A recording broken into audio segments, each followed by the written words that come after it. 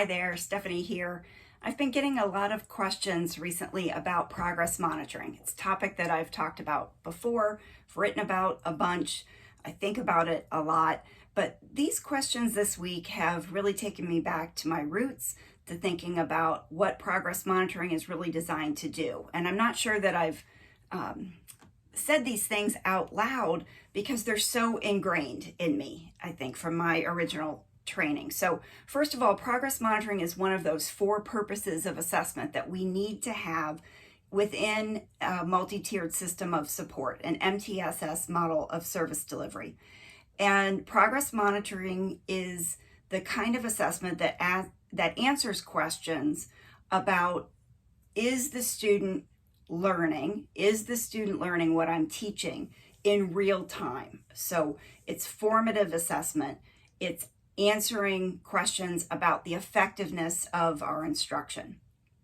And progress monitoring really has its roots in this idea of an alternate way of serving students, getting away from that refer, test, place model, getting away from making decisions based on an expert's report, like a school psychologist, decisions about eligibility for special education, for example. And the bottom line is, the reason why progress monitoring is preferred, why it's so valuable, is because it allows us to make decisions about students based on ongoing observation and documentation of their skills, not their performance on a single day at a single point in time. So think about the way that we complain about outcome evaluation, those end of year achievement tests, those state assessments. We complain about them sometimes because we say, that one-time test doesn't really represent what this student knows.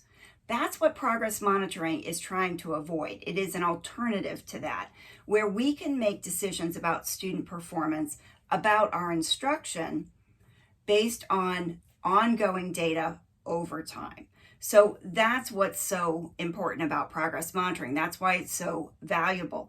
It's giving us feedback in real time about the effectiveness of our instruction, whether we should make a change to instruction because we're not being as effective as we need to with a student, whether we need to change up our groups, move students to a different skill, perhaps move them to a different tier of instruction, fade the tier 2 support that they've been getting, or intensify the tier 2 support that they've been getting, those kinds of decisions. It's not about documenting failure. It's not even so much about documenting the student's skill as it is about evaluating us as the instructor. So those are just a few things that have been rattling around in my head this week as I've been responding to some questions about progress monitoring. I have a frequently asked questions document on my free download page that's directed at progress monitoring that gets into some of the other questions that you might have about progress monitoring. So check that one out.